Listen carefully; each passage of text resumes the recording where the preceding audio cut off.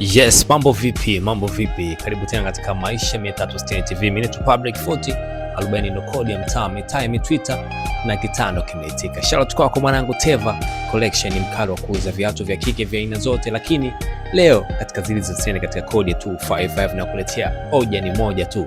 Kwa nini mziki wa Zanzibar unashindwa kuzalisha wasanii wakubwa na kila siku basi tunabaki kuwataja wale tu, kina Baby J, kina Sultan King, kina AT na Tubeli kipindi kile? Kwa sababu tunaona Zanzibar sio kama ni kisiwa ambacho hakina vipaji. Zanzibar kuna vipaji vikubwa sana na wasanii wapo wakali sana kuliko hata wale waliopita, lakini mziki wa Zanzibar unashindwa kukua kwa sababu pia wasanii wanakosa support, kwa sababu mziki kwa sasa hivi unahitaji investment mkubwa sana na unahitaji uwekezaji, na uwekezaji huo kwamba msanii anatakiwa aende studio afanye collab kali, afanye ngoma kali na afanye video pia kali. Lakini kwa wasanii wa Zanzibar vitu hivyo pia vinakosekana.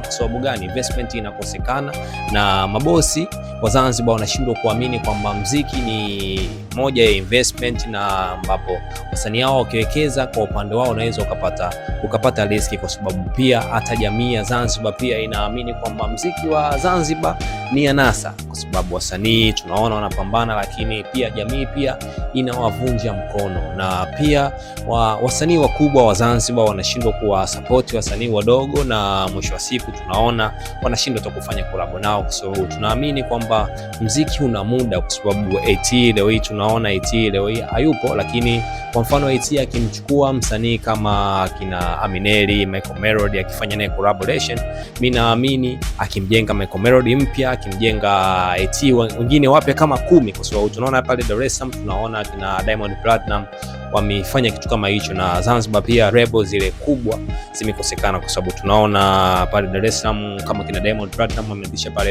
WCB, kwa sababu wanaamini wao kwa sababu wao washafika juu, na wao pia wanaweza kutengeneza watu wengine kina Diamond kama 100. Tunaona kitu kama hiki hapo Diamond Platinum pia amekifanya, kwa sababu tunaona amemzalisha Harmonize, tunaona amemtoa kina D-Voice, kina Zuchu, lakini Diamond pia akiwa binafsi, mimi naamini kwamba mziki pia ukiwa hivyo, kwa sababu Diamond pia akienda mwisho wa siku akipotea na wasanii wengine wasingekuepo. Lakini pia mziki wa Zanzibar mimi naamini kama umepotea kwa design hizo. Lakini wewe labda unadhani mziki wa Zanzibar hauendi mbali kwa sababu gani? Labda wasanii hakuna wasanii wakali, lakini kwa upande wangu mimi naamini kama Zanzibar kuna wasanii wakali, tena wakali, kuna maproducer wakali sana, na pia hata media za Zanzibar pia zina support, lakini mimi naamini kwamba investment ya Zanzibar ni ndogo. Mabosi wanashindwa kuamini katika vipaji vya Zanzibar, wanashindwa kuwekeza katika wasanii wa Zanzibar. Mwisho wa siku hata tunaona show nyingi wanachukuliwa wasanii wa Dar es Salaam wanakuja kufanya show Zanzibar. Pia hata jamii yenyewe pia inakataa mziki wa Zanzibar, inaona kama mziki ni anasa, mziki uuni, lakini mziki ni kipaji ambacho mtu amepewa na Mwenyezi Mungu, na kipaji hicho basi mtu ni kama ajira kwake, anaweza kutengeneza riziki na mambo mengine yakaendelea. Lakini wewe labda kwa upande wako labda unaona kwa sababu gani mziki wa Zanzibar labda hadi leo hii tumeshindwa kuzalisha majina mapya? Hadi leo hii ukitoka Dar es Salaam pale ukiambiwa msanii nani mkubwa wa Zanzibar utabaki kumtaja Baby J, AT, kina Sultan King na wengine pia hawasikiki. Labda wewe unadhani sababu ni nini? Pia unaweza kutupisha comment yako. Pia mimi ni Public 40 40 ndo kodi ya mtaa, mitaa, Twitter na kitando kimeitika. Shout out wewe ambaye umeamua kunisikiliza wakati huu.